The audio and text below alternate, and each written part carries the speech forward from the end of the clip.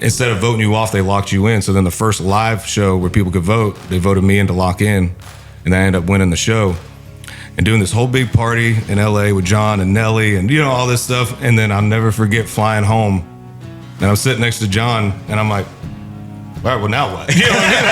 But people are missing today. Like, they don't. Yeah. I think you need the struggle to appreciate the success. Yeah, never going to happen again. That's no, you're right. Days of old, man. You're right.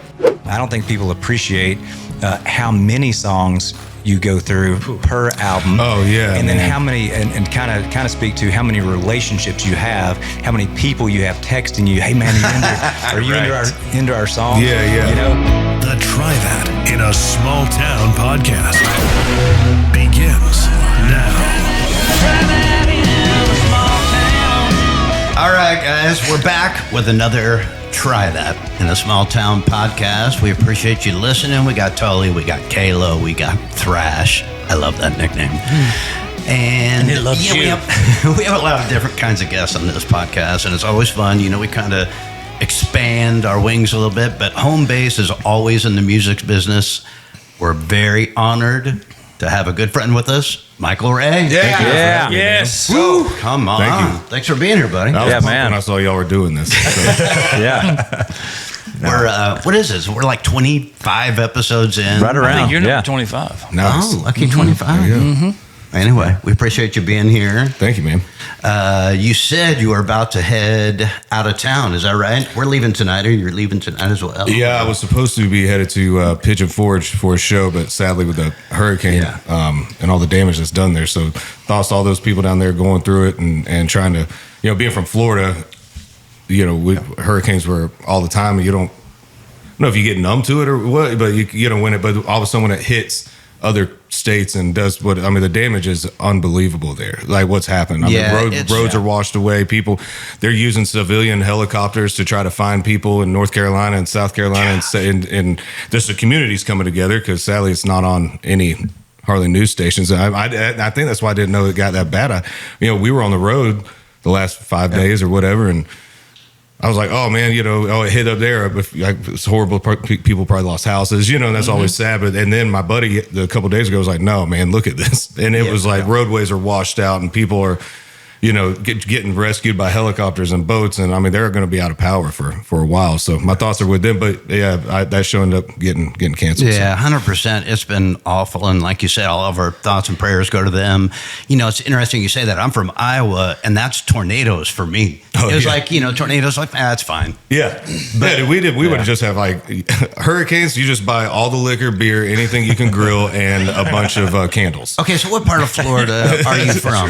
I'm from Eustis, Florida, which is Lake County. It's like south of Ocala area. We had the terrible flood here in Nashville, which you all remember. But when I think we were on the West Coast as well. So when I saw the news, I was like, okay, well, the hurricane's going up. You know, and it's going to bring some rain.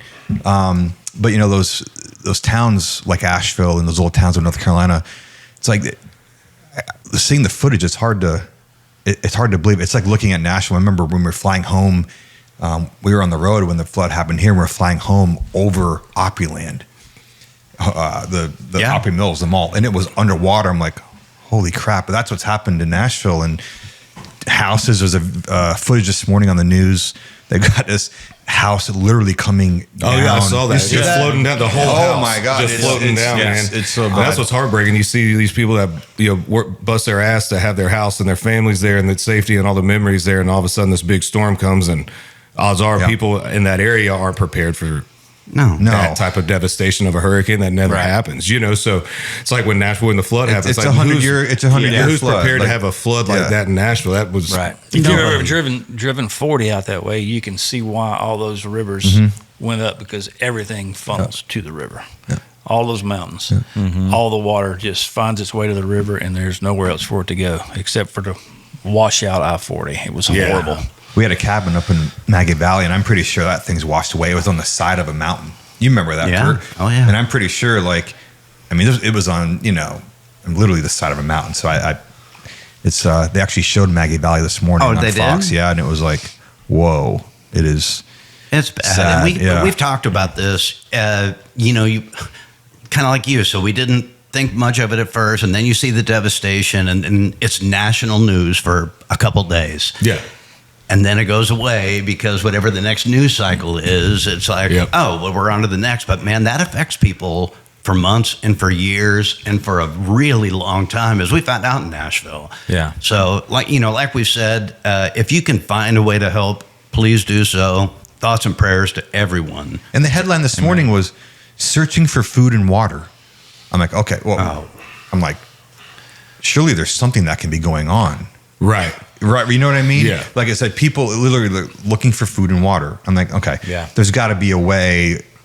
I mean, most of those places, they're going to have to helicopter. these National Guard type stuff. Clean water is the first thing. That was the whole thing with our show. It's like you can't physically get down there. Right. No. It was so bad. Yeah. So backtrack for us a little bit so people can understand the history of Michael Ray. You're from Florida.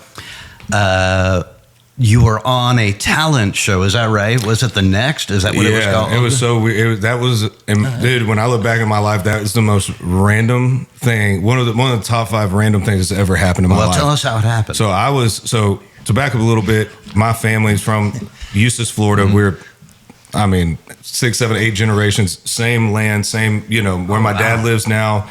And, still where my great uncle Kenny lives, my cousin Teresa lives, my Aunt Kim lives, there's a bunch of people right there, way back in the woods. It's a compound. We shut the gate. Only way you can get us is by helicopter.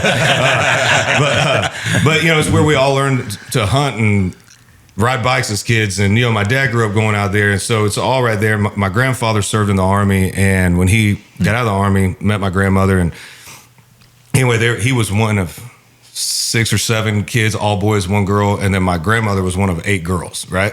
So when there's no phone distractions going on, all of a sudden the Riddle family moves in with 8 daughters up the street. You know what I mean? You got 7 boys. They somehow find a way to meet. Use your imagination.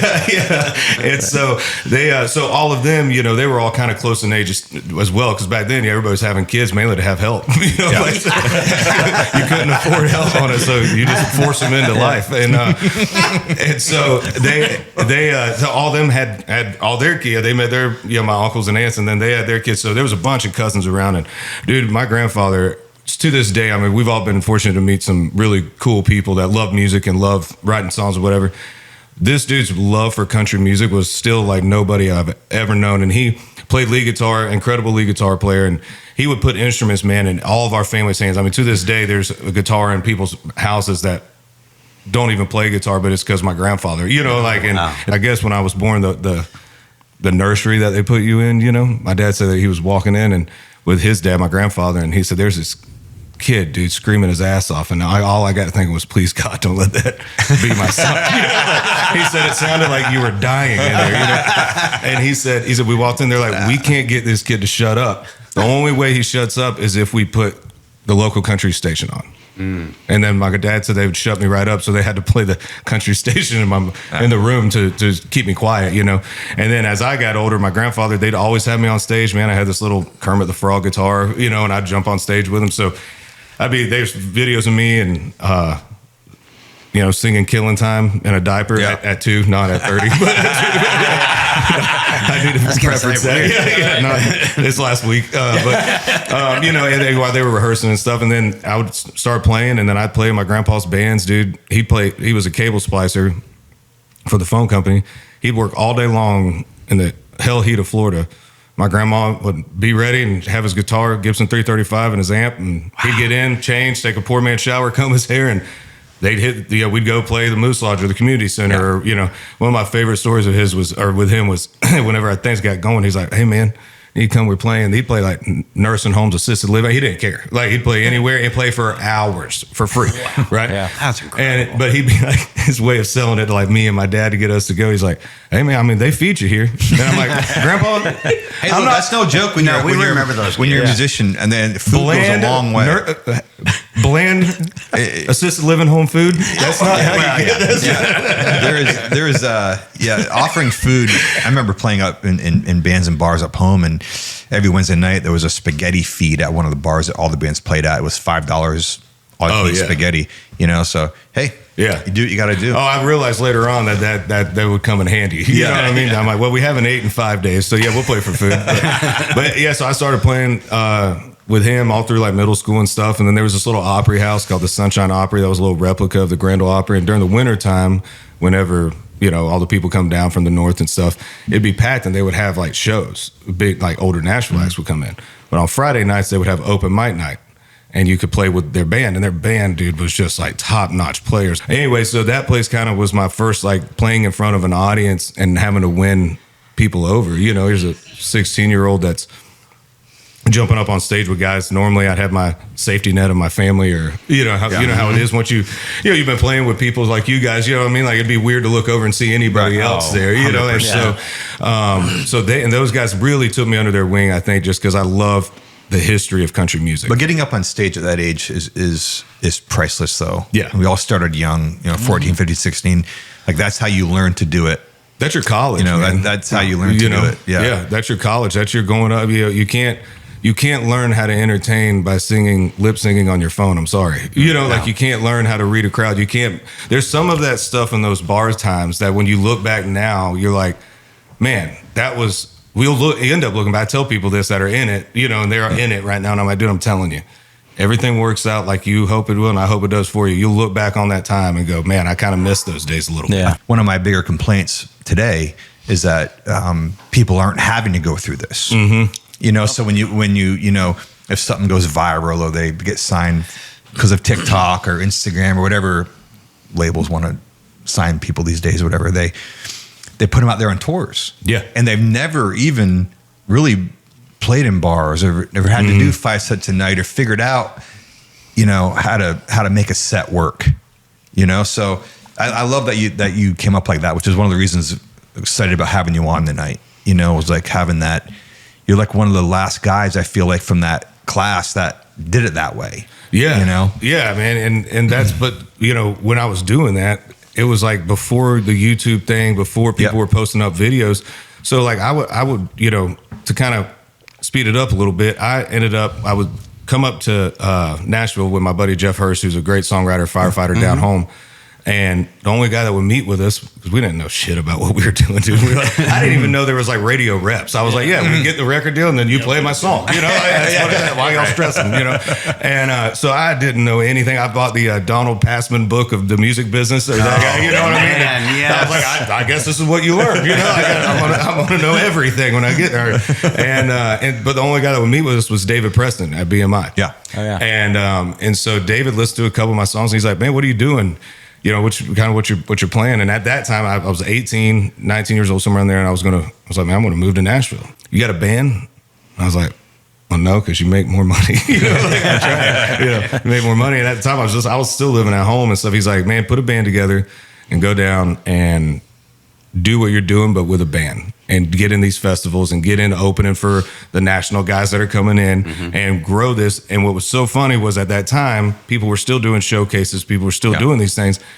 He literally, like he had a crystal ball. He's like, you do this and make people, when they think of country music in Florida, you're one of the first people they think of. He said, the days of coming up here and doing the showcase, they're going to be done. Mm-hmm. And he goes, you're going to have to bring something, to the table. And for the people who don't, sorry to interrupt, but this is I'm glad you mentioned this, because for the people out there that don't understand what the word showcase means, it's one of the more gut-wrenching things to do. So, the whole crowd.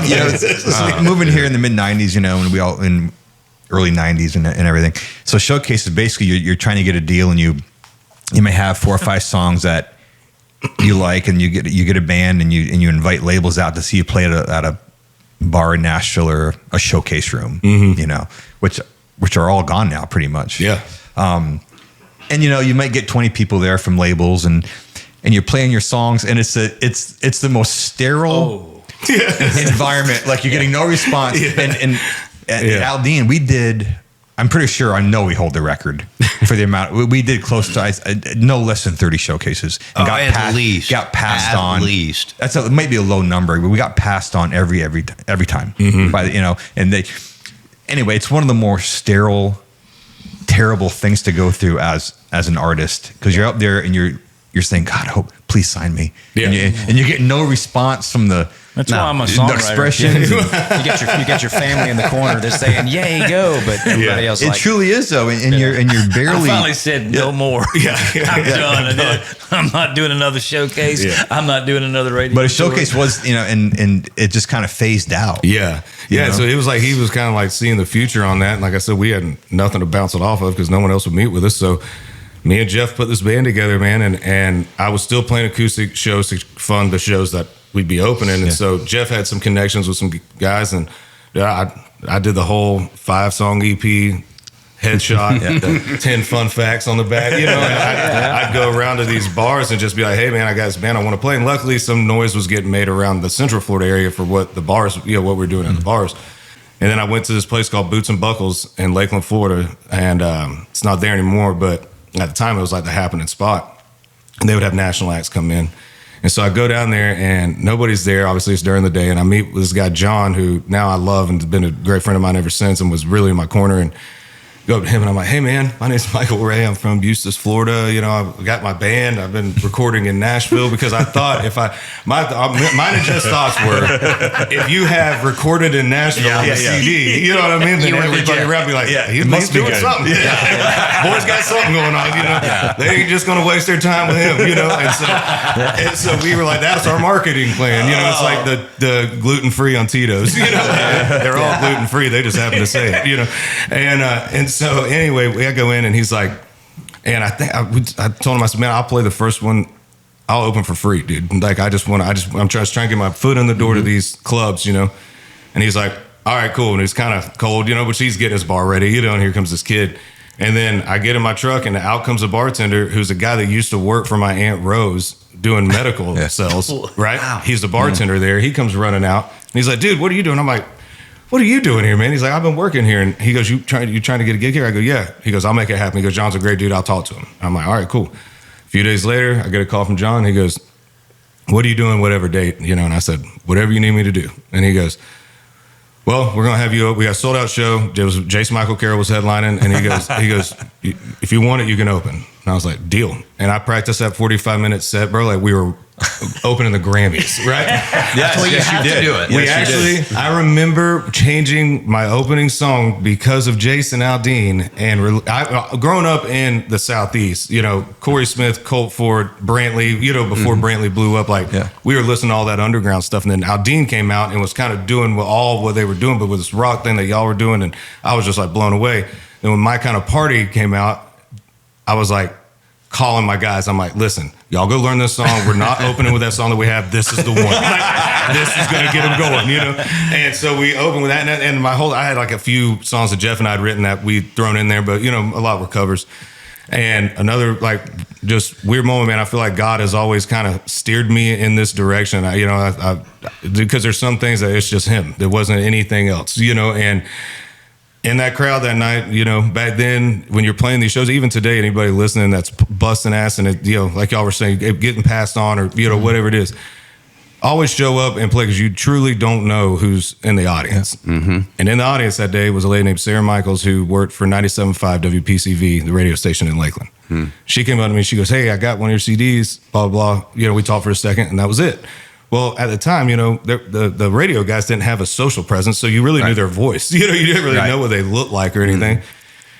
And then she ended up spinning one of the songs that she connected to on 97.5 at 5:15 every day when she was on. Wow, and drive time. And then the attention I got was from Nashville because I was like charting, 60s, 70s or whatever. Yeah. But everybody's like, who the hell is this Michael Ray guy? Like, why is he on the, One day, we were on the road. We were playing in Savannah, Georgia. And my manager at the time called me. He's like, man, there's this TV show called The Next. I'm like, what? I go, I haven't seen anything in no TV show. And he goes, well, it was a Saturday. He's like, well, you got time to think on it, but they want to know. And the whole thing was there's mentors, not judges. And it was John Rich, Nelly, Gloria Estefan, and Joe Jonas. And they're like, they don't really have a country guy. And they saw the videos your fans have been posting on YouTube of these sold out shows.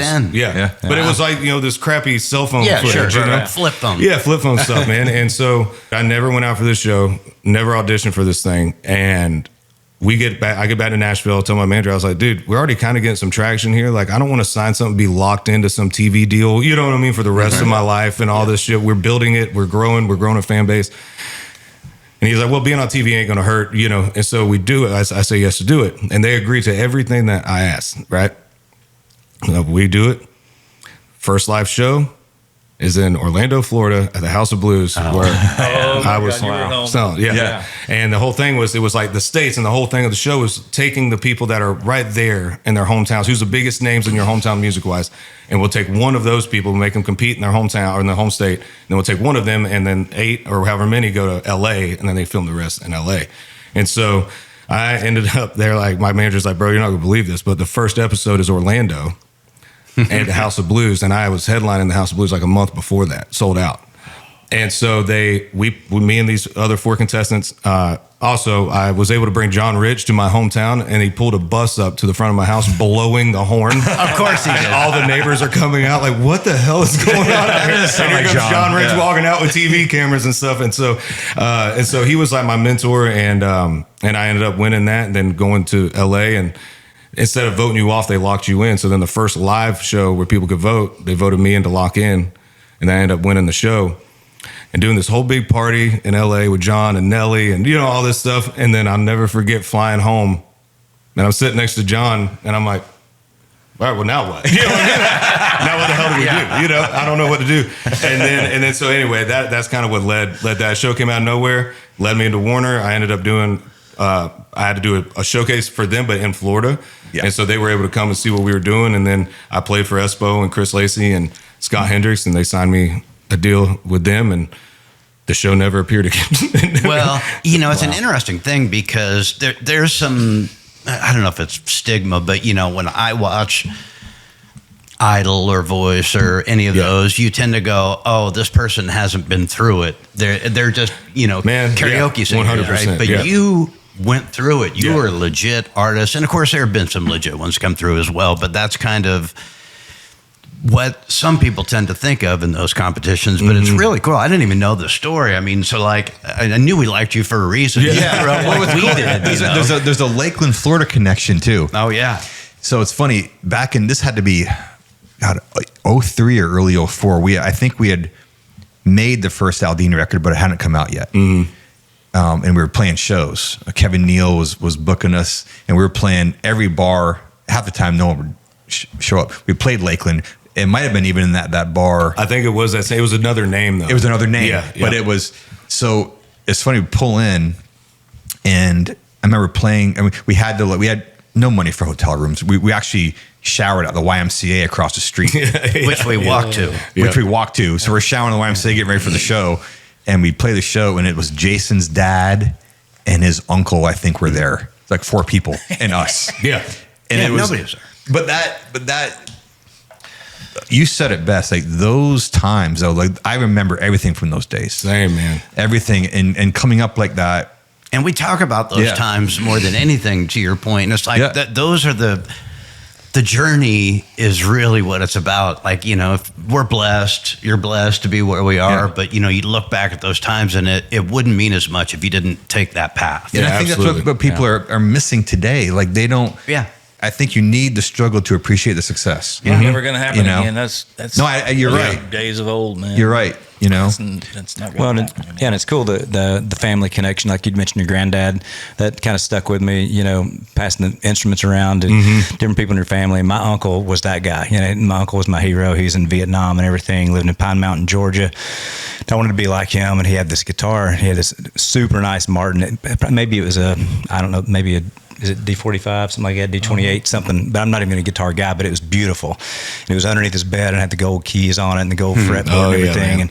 And he said, you know, if you ever learn how to play a song, I'll give you this.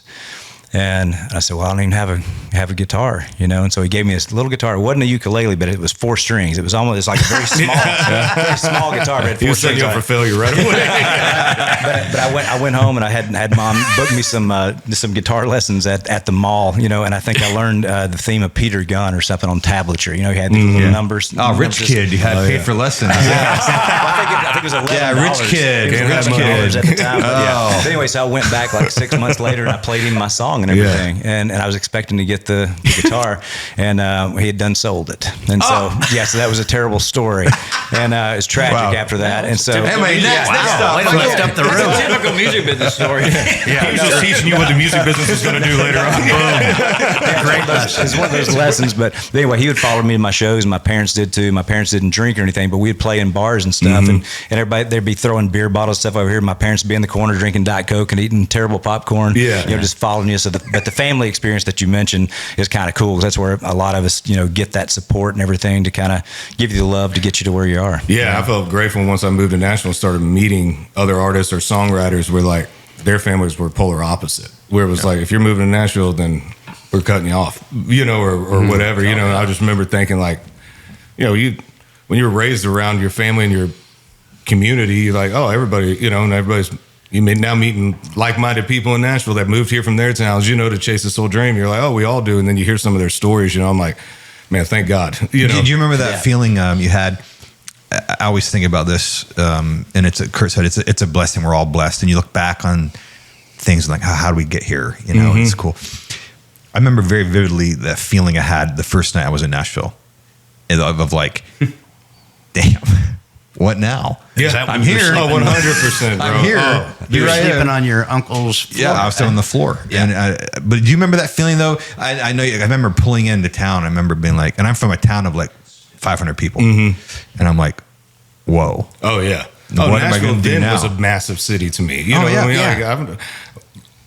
Eustis, Florida, we ain't got no skyscrapers or all this stuff. So even back then, I was like, oh my God, and that same feeling of like the excitement to move, and then when you move, and I moved with buddies of mine that my band that came up, and then you're like, you get in your apartment, you crack your beers, you're like, I guess we go to Broadway, is that what we're doing?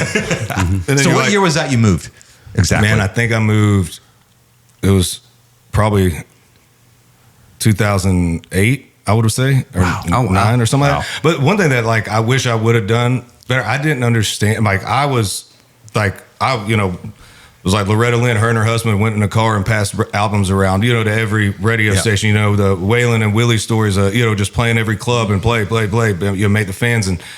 And so I was keeping us busy, dude. Like I was booking us 80 dates a year. We were playing any place, and then I'd go to Florida for acoustic shows and make some money, and then that would get us to Mississippi, where there'd be 3 people there, and 2 of them worked. So you play these, kind of just dive bars or whatever, and so we were on the road so much that when I got my record deal and started meeting people, I had felt like I had to like fast track into meeting like other songwriters and other artists, because they were in Nashville, but they were going to the songwriter rounds and all these things, and they were meeting, other songwriters and artists and stuff like that. And I was on the road. I didn't, that was the one thing of Nashville I didn't catch on to quick. Yeah. Well, I mean, when I moved here, the first thing I did, I went right to Printer's Alley, which back in those days was quite a different place. It was a different place, but that's who you went. I moved here as a player. And so going down there, I remember, hey, can I get up and play Don't Close Your Eyes? And all the guys that I did that with, they're all moved away. They're all gone now. But that feeling though, like just trying to like get out there and meet people, and I tell all the young guys that I meet that want to move here, like, well, you got to do it, and you got to get through it. Yeah, man. You got to get through the process after you move here. Like, and you'll find out real quick, if you're going to stay. Oh, dude. Those days of like, I don't know how we're getting to this next show and paying the electric bill. Yeah. And we were splitting it 5 ways. Like it was in this little apartment, 2-bedroom apartment down there, but also like, those times, man, you're just figuring it out. Dude. Are those guys still with you in your band? Any of those guys still? No, a few of them are out of the music scene. A couple of them are, 2 or 3 of them are still in Nashville. Gotcha. Yeah. That's cool. Yeah. That's what country music does to people, though. It makes you stay. Yeah. Guys, this is an awesome conversation with Michael Ray. We're going to take a quick break, and we'll be back with some more good stuff. We're so thankful for our sponsor. Original Brands is starting a new era in American domestic premium beer. Amen. American made, American owned. Original Glory. Original Glory not only tastes great, but it's under 90 calories and only 2 carbs. Easy drinker and perfect for the active lifestyle. Bring it. Original Glory. It's a veteran-founded company with a deep love of country. Original Glory. Freedom is worth drinking too. Join the movement. at drinkoriginalbrands.com. All right. Thanks for hanging with us, guys. This is the Try That in the Small Town podcast. We're with Michael Ray today. We were just talking, Neil and Michael were saying the first time they wrote, and Michael was like, oh, yeah, I got a story for that. Well, I was asking him, I was like, yeah. When was what year was it that we first wrote? And you were like, would have been probably, 2016 or somewhere at 17. Wow. Yeah, almost 10 years ago. Yeah. By the way, I love hearing anybody's stories, their first stories of writing with Neil. Yeah. So I can't wait to hear this. So I had already been, because I was Whoa, wait a minute. We're good, right? That was good. I wouldn't say anything bad. No, you've always been great to me, man. But I'll when on Tuesdays when your parents would buy you CDs and stuff, right? That's when I started realizing that they're songwriters. Because back then, first thing all of us would do was open it up and read, the song, and then there was these little names underneath all these songs, And so I'd ask my dad, I was like, Dad, who? Little. Yeah. And so I'm like, Dad, who are these dudes? He's like, they're just songwriters. People move to town to write songs and just be, songwriters that don't want to go out on the road and, they just want to write songs and they send them to people and they cut them if they like them. I was like, oh. Well, then I started realizing that a lot of these same guys were underneath these songs that I loved, and it was you, Casey Beathard, Monty Criswell, Jeffrey Steele, Bob DePiro, and I'm like, you just started seeing Wendell Mobley, you start seeing the common thing here, and I'm like, oh. And then so I was always a big fan of like your writing and everything, and then Delaney called me because I'd wrote with him like before. Michael Delaney called me, and he's like, hey man, I don't know if y'all had a cancellation or something. He's like, or maybe it was just you two, and he was going to bring me in, and I was like, yeah. And so I get there, and you came in. I think it was during turkey season, and you came Not in. a good time. You came in. He comes in. You're talking about something just right out of the gate. Come in, get your backpack down, put a dip in, take your gun, set it on the table, just open your thing and start singing like an angel. And I'm like, oh, this is my dude. I was like, we're good here. I remember it was the first guy that came out and pulled a Glock out of his backpack and set it on the table. He still does it. And I'm like, Delaney, where are we writing at? Did we all need one of these, or what? I didn't get the memo. I would have brought something. He still does it. He comes down to our office when we're writing, and first thing, there it is on the table. Yeah, you never know. Yeah, you never know. I felt good. I was like, all right, I can be open here. That's your people. Right? You're with the right people. I'm with the right people. I tell you what, even to this day, on that, like when we're writing with Neil and we're singing the demo, I'll sit there and be like, his voice is ridiculous. I remember going, oh, that's why. Okay, I get the Rascal Flatts connection. Yeah. Well, he's influenced, from Gary to Aldine. Yeah, man. Anyway.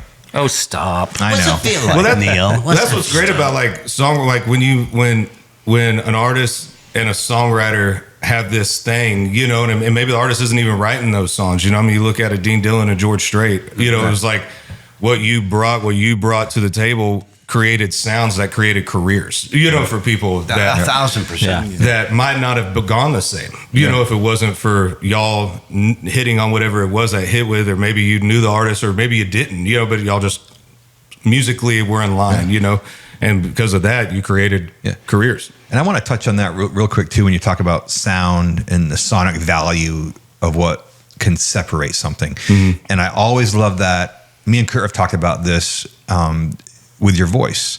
And I think a couple of years ago, we made a record together. Mm-hmm. We played in your album. And even when you're singing the scratch down, I remember telling Kurt, like, the guy has a voice that's very recognizable in the same way that I always thought that Rich McDonald did from Lone Star. Whether you like all the Lone Star songs or not, it doesn't matter. He opens his mouth, you know who it is. Yeah. And that's a quality that I think we've lost, and it's such a huge weapon when someone knows, oh, it's Michael Ray. Thanks, man. Yeah, which is, Dirks has that kind of thing. Aldine has it. 100%. They all have it. Whether you like all the songs or you don't, the quality of what makes someone different is in the tone of that voice. I'll never forget that first day that we were in there. Michael Knox was producing that record, and of course Michael Knox produced all of Jason's stuff, and we played on, what was it, Dive Bars and Broken Hearts, Josh Thompson's song. Yep. So it's interesting as players when you're cutting a record or demo, you've got your little box there, and you can say, oh, I want more guitar, more, and there's always the star with the vocal. You never know where to put that. You never know where to put that. I always wonder that. I'm like, these guys ain't listening to shit. No, but I'm just for real, right? You start singing, and I'm like, oh, this is one that you want.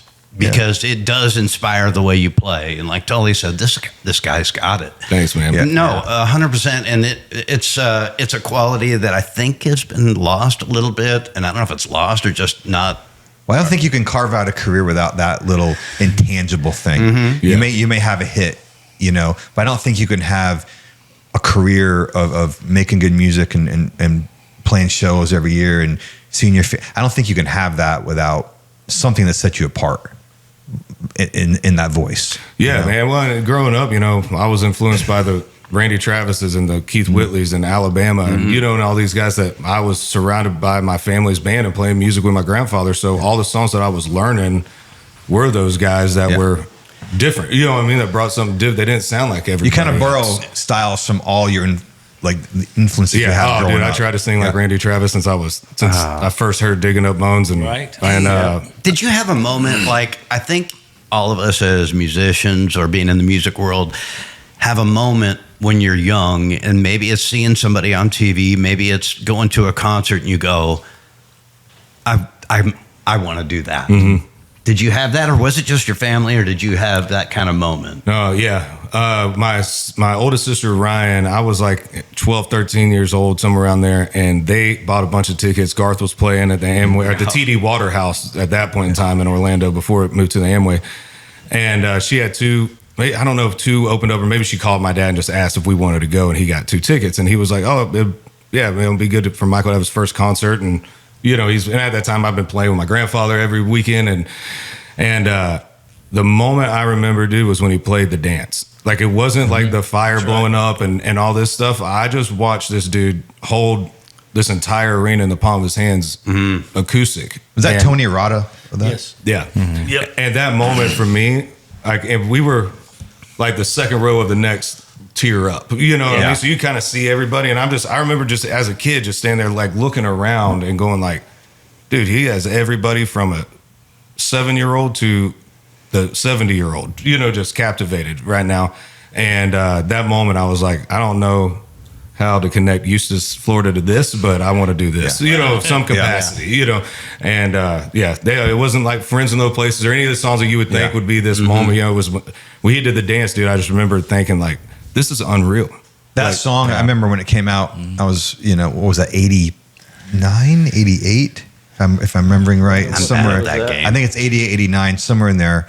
And I was, teenager, well into high school. But as much as that song was very powerful, but the video along with that song put those pictures to that song. Mm-hmm. And we know what a video and a song can do together. Yeah. And that, but you know what I mean? Like, if you put the dance especially was one of the better examples of a video, like, elevating a song again. Yeah. It was incredible. Yeah, that was my moment, man. I was like, I gotta do this. I love that. Yeah. You're doing it. And I think, I always just love the lyrics, dude. I always love, like, even when we're listening to songs, Chris Lacy would send me songs. She's like, this is, you just got to hear this song. Yeah, just being just great, just lovers of good songs, and those ones are always the sad. I'm like, on my happiest day, dude, I'm grilling on my Traeger, smoking a little bit, listening to the saddest stuff you've ever heard in your life. Hey, every time, we go way back with Chris, and every time we saw Chris through the years, Michael Ray. Yeah, she's awesome, man. Mm-hmm. Yeah, always in your corner. Yeah, she's been one of the best things for my career. And it's good to have when you're cutting records and when you're learning. That first record. When you sign your deal, and I'm sure all y'all felt this way when you signed your first deal. You're like, oh shoot, dude! Like, now we're doing it. Are these songs good enough? Am I good enough? How are we going? You're like, now all of a sudden it's just all this whirlwind of stuff, and having someone like her that's just like help guiding you and just teaching you and putting you with great songwriters that she starts learning you and she's also always been a great A&R, but also a great friend. Who you meet is so important. I mean, the first person I met in this town, I was here 2 days, 96. I met Michael Knox, and it's crazy when you think back about who you meet and who kind of shapes the road that you take. Yeah. You know, because it can so Yeah. easily go the other way. 100%. You know, go down the road that Michael Knox told you to go down. Hey, you know what? Back in those days, this is pre-Aldine though, and I remember Michael would. He starts showing up in khaki shorts and New Balance shoes. He was wearing the same thing. Yeah. You know, God bless him. But he went out of his way to like get me with new artists and new people he was working with, and he was pitching songs at that point for Warner Chappell. You know, so he'd plug me in with a new artist here and new artists there, and you know, it was amazing. You don't meet a lot of people with Knox's passion for music. You know, like true. he is passionate about good music, and that's why I love working with him, man. It's like he wants to create something, you know, and even if it's a song I didn't write, and you know, he's like, man, here's what we can use, here's how we're going to make this better, and he hears all this stuff.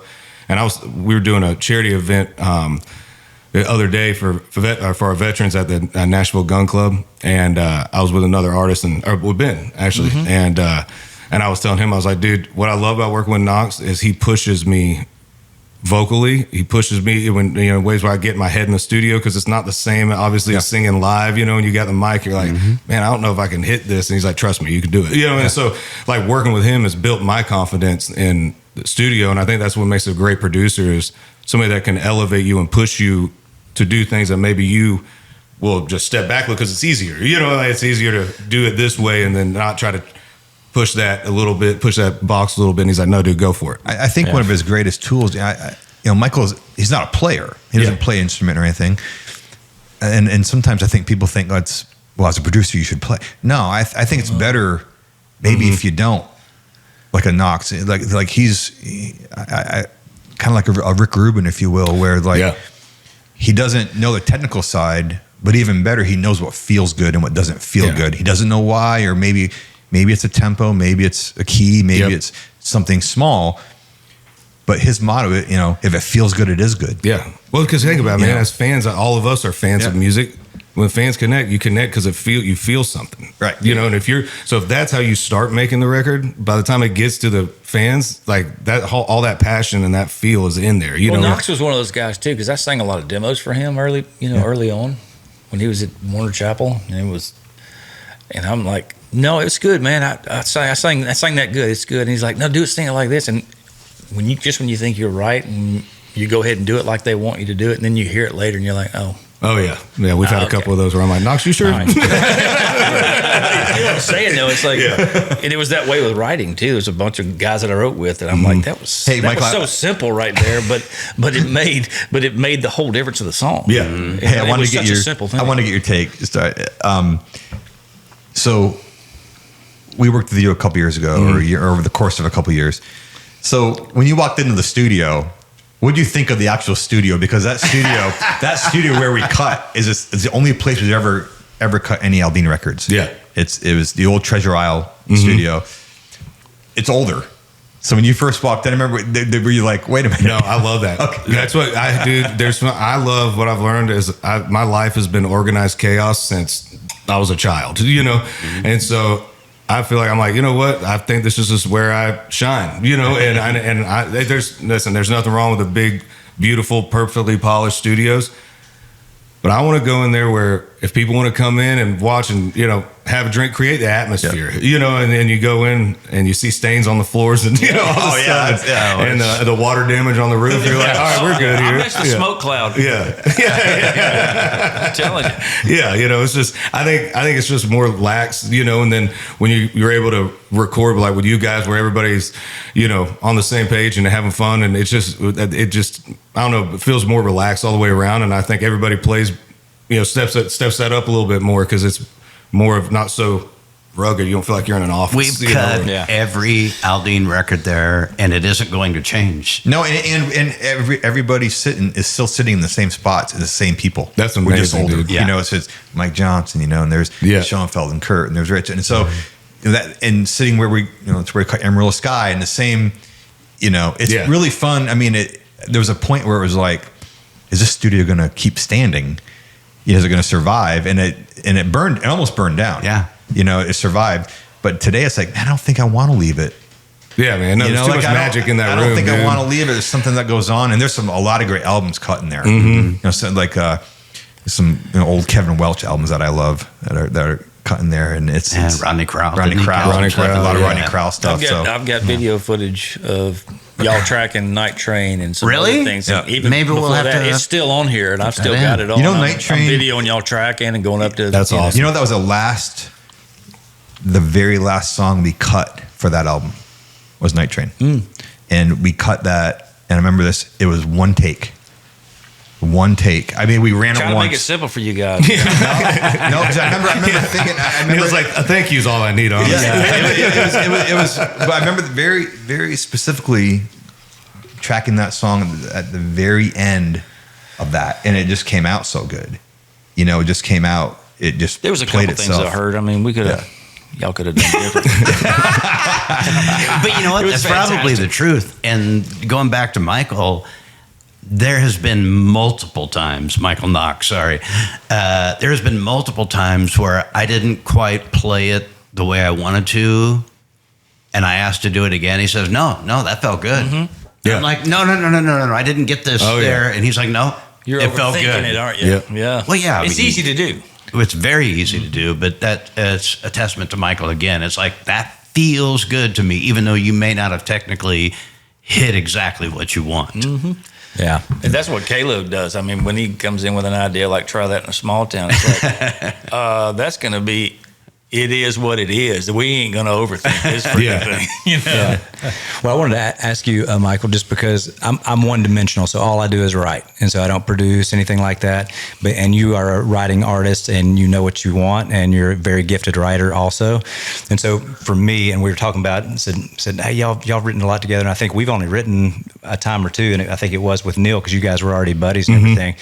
And I really love the song and everything. And then all the one writer is thinking about is, hey, I wonder if he's gonna cut our song. I don't think people appreciate how many songs you go through per album. Oh yeah. And then how many and kind of speak to how many relationships you have, how many people you have texting you, hey man, are you into our song? Yeah. I mean, is that got to be pretty stressful? Yeah. It can be overwhelming, man. You also, I mean, because you're getting. I would go take meetings with publishers on my own, and then you have the label have a publisher meetings for you, so, and then they would just send you, like, Chris would send me, 50 songs, and but she had gone through 200, and then I had been taking meetings with others, and it is a little stressful, and then that's when the overthinking starts kicking in, because you're like, well, I can only put so much on here. What do we want to say on here? What's this one, And then you hear another artist take it and have a hit, and you're like, shit. Dang it. But I never had a single on you, and that's the Glock that I pulled out of my bag. Didn't work. He just pulls out a rifle. He slowly starts turning. I feel like this song is good. Yeah. Safety off. This feels right, doesn't it? Click. I think that verse is perfect. That's amazing. Hey, real quickly, take me through this, because the part of we know you, we're friends with you, but part of the fun of having guests on here is you'll do a quick little Google search and you'll find out stuff. Tell me about this show, Inside the Bass. Oh man, I hope it gets. So it was a TV show that the Opry Network was doing, and so the first season they would have different artists go to different bases, and you're there for like 3 days, and you film with all those guys and the men and women, and then you play like an acoustic show for them and their families. So you're going to a military base. Yeah. So we went to. I did the first episode of the first season, and we went to West Point. And when they asked me, I said, "Man, here's what I do," because I was raised, all my family, majority of my family's first responders and veterans. My grandparents and family started the first fire station on 2 acres of our land. My grandpa went and bought a tanker and an engine and got a loan and started, because we were so far out in the country that the closest fire station, was still a little too far. And I think something might have happened, like a house fire, a trailer fire, or something like that out there that, by the time they got there, is what it is. And so they, and my whole family ran that with some different, people of the community. And it was a volunteer fire station for a long time. Now it's county. They just dedicated the engine to my grandfather not long ago. But yeah, so I was raised around those men and women and having respect for those men and women and understand that, you know, the reason why you have the chance or the right to pursue happiness is because men and women lace up boots and leave their families. Amen. For all of us, you know, and for the love of this country and for their kids to be left with something that, you know, you can't be born in a trailer in Florida to, you know, a bunch of first responders and you know, Florida country rednecks and somehow connect that to Nashville and be, you know, sitting at a table with you guys after seeing y'all a handful of times playing the Tampa amphitheater there, you know? And so I said, if I'm going to do this, I want to be in it. Like I want, like if they're running, whatever they will allow me to do, I want to do.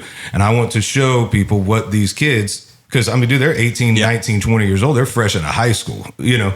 And West Point, you just don't get in there. Like you have to have letters from, you know, congressmen and different people just to get accepted in. And then they do their 8 weeks of training. And so I said all that, and they're like, "Oh, that'll be perfect." And then when that alarm went off at 3 a.m. that morning, I was like, "What have I done?" They're on a little bit of a different schedule. Yeah, they're on a different schedule. I'm normally not going to bed till now. You want me to go run, you know, 2 miles? But dude, it was the coolest thing, man. So we ran. I was able to do their last march out, and we're the only civilians to ever bring a camera crew into West Point, and they showed us all around. And you spend 3 days with these guys and girls, and you start getting their stories, and then you're talking to their higher ups, you know, and kind of what got them here, and it was just real inspiring. And so they did that season with different people, and then the second season came around. They're like, "Hey, will you host the season?" And I was like, "Yeah, absolutely." And so I mean, we went to the Coast Guard. We had some guests come in. Like Brantley came out to one of the Army bases out west, and I went with the Coast Guard dude and had to do training with them and jumped out of the helicopter in the middle of the Pacific Ocean and got rescued from them doing all this just insane stuff that I'm like, dude, when you're floating in the middle of the ocean and there's camera crews watching, but they're so far away and you're just waiting for the helicopter to come back, you're like, I did not think music was going to bring me here. You know? Shark. Could he speed that up a little bit? There's fish here. And so it ended up being one of the coolest things. And sadly, the network, I don't know if they sold or whatever happened there. And so they were trying to get it back going, and they're in talks with maybe selling it, different people. Yeah, because the show's so good, man. We filmed episodes on that second season, man. Going to one of the Army bases and learning how they jump and doing the training with their parachute jumpers and going out with the Navy dude and doing a full reenactment of like if a boat is coming in and we're getting attacked by terrorists, which is all cool until this guy pops up on a boat and he starts firing blanks at me and I'm on the other side and I have to fire back at him. All fun until you're actually in it and some dude is pointing and I'm going, please God, let him be a part of this. Like and I didn't really put it together that he was going to be firing back. So on the episode, it hasn't came out. I hope it does. But on the episode, I'm like holding, they're like fire, and I'm like, you fire.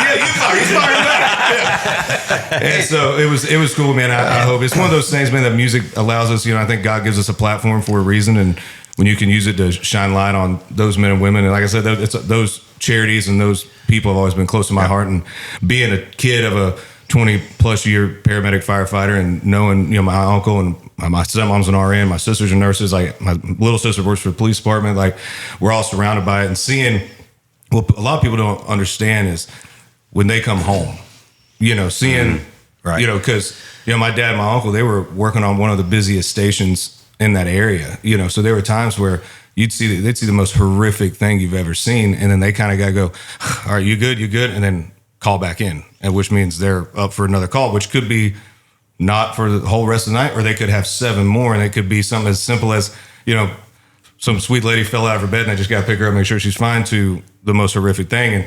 And so my heart has always been with those guys and girls because I know what that's like, seeing my dad and, nights where he couldn't sleep and still this day, just random, stuff in his head. And he would call, we'd be at my grandparents' house and I was like, 9 or 10 years old, whatever. And my grandpa, grandma wake me up, it'd be like 2 a.m. And my grandpa say, hey to your dad. And I'm like, he dropped me off here. So I say, hey, he's like, you good? And I'm like, yeah. And he'd hang up. And then later on, years later, I asked him, I was like, dude, why would you call us? Knowing that we're here.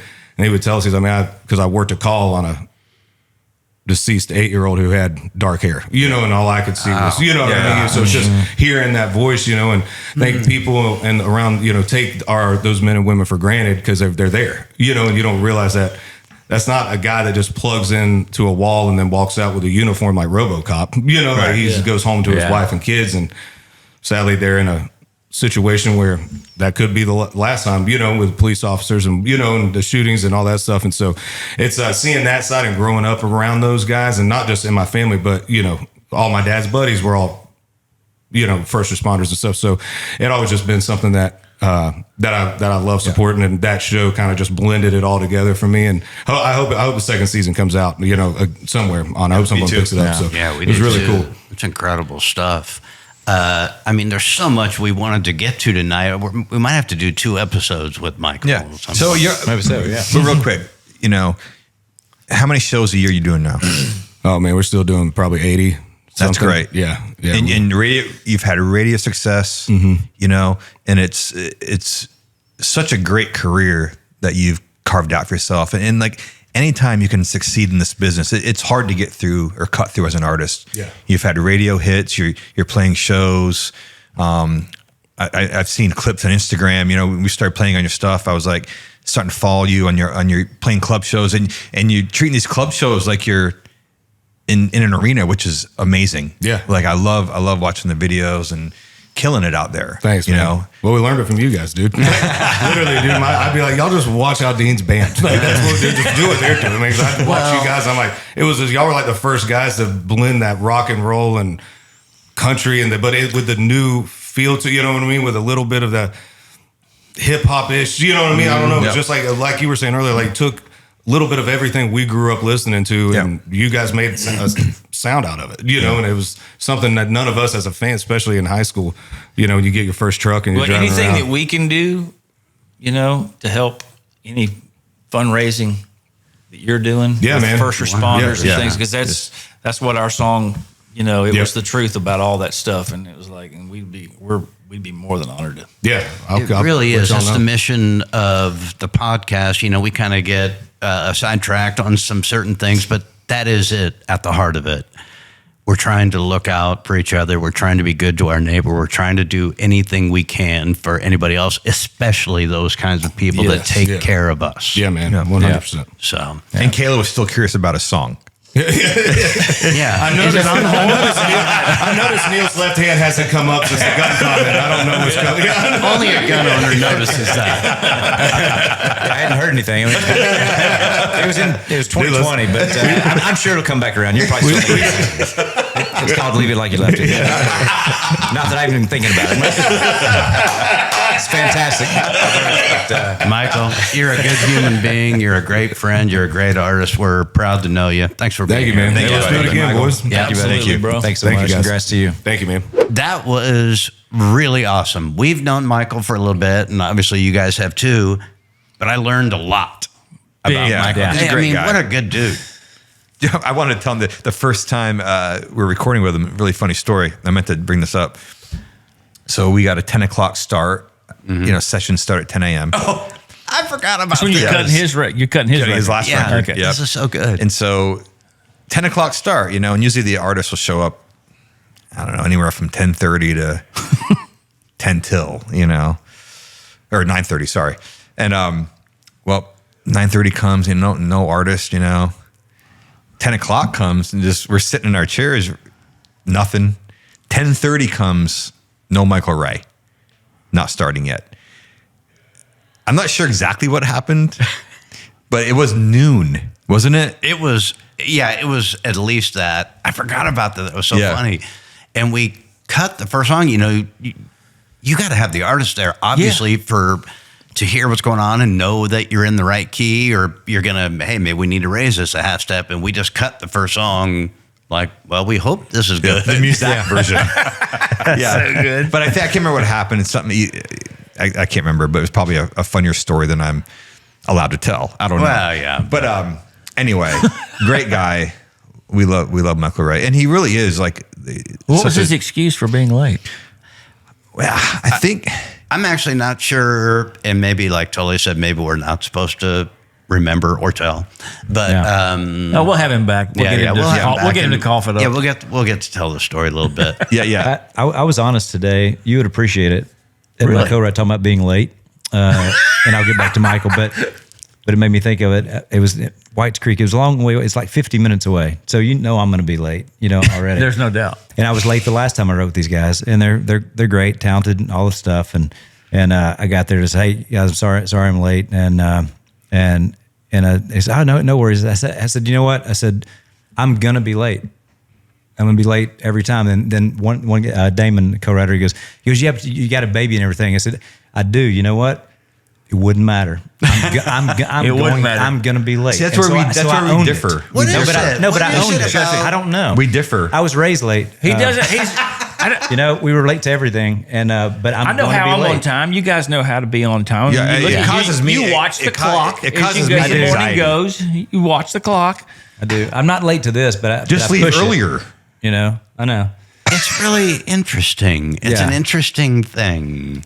Yeah, but that's for another time. But back to You're Michael. right. It is for that time. We'll get to it. But back to Michael. Okay. I appreciated just asking him. Just anytime you get an artist like him to ask, just from a songwriter perspective, because when we write something, all you're thinking about is your one song, or your 2 or 3 or 4, how many ever you write, with an artist, and you text them and say, hey man, great day and everything, and they send you back fire emojis and money, and then you tell your wife and everything, say have a good day, says man, I got fire emojis. I mean, it's probably let's get a pool. I mean, it's happening. Meanwhile, it's a year process, and they're writing hundreds of songs. It was a great question, by the way, because I never thought about that dynamic of like how many of the people that he writes with is a lot of texting and pressure. say, hey, that song we wrote. Yeah. And it's like, love it. Oh yeah, love it. And it's like, that's a lot. I tell you what's tough though. I remember from years when we were producing nonstop. We were producing, and we go to the, labels and publishing companies and pitch sessions. They'd be pitching to us for the artists we were producing, and it runs together. You're hearing 8 to 10 songs per meeting, 2-3 times a day, and then sometimes you may miss one because everything sounds. It starts to run together. I used to lose perspective on what are we doing here? You have to turn off your production mode and go to songman mode. I mean, to tune that out and be totally focused when you're listening to a bunch of songs back to back. But it's a different thing, which I think is a tool for us now is like writers versus producers. It's a different mentality. Writing, you're trying to write the best song you can write with the most hooks you can write in it with the best melody you can write. And as producer, you're thinking, okay, we need all those things. We also, what's the most commercial? What's going to move the needle? What's different, but not too different? Especially if you're producing a new artist or, something like that. Like what's going to separate it, but yet still get played.